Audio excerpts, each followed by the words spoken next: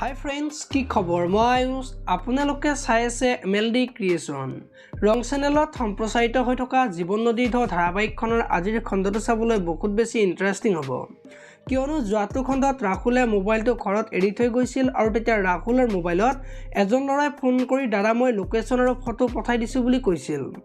আৰু দোকান ভাড়া লৈ চেলুন এখন চলাই থকা ল'ৰা এজনক মালিকে সদায় অত্যাচাৰ কৰে আৰু তেওঁ কমপ্লেইন দিছে বুলি কোৱাত দেউতাকে মানুহ নামৰ সংগঠনটোৰ যে ৰাহুল মূল মানুহ সেই কথাটো দেউতাকে গম পোৱা দেখিবলৈ পাইছিল। আজিৰ খণ্ডটোত দেউতাকে ৰাহুলক মানুহ নামৰ সংগঠনটোৰ কথা সুধিব আৰু এই সংগঠনটোৰ মূল মানুহ যে ৰাহুল সেই কথাটো ৰাহুলক ক'ব আৰু কেনেকৈ গম পালা বুলি সুধিব আৰু তেতিয়া ৰাহুলৰ মোবাইলত যে ফোন কৰাত সকলো কথা গম পালে সেই কথাটো দেউতাকে ৰাহুলক ক'ব আৰু আমাৰ পৰা কথাটো লুকুৱাই ভুল কৰিছা বুলি ক'ব।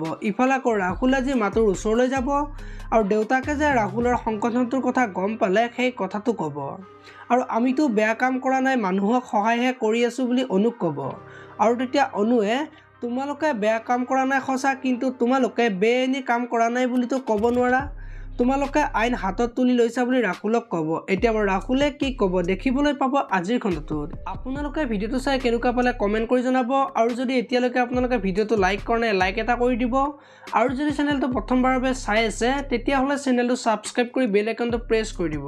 ধন্যবাদ।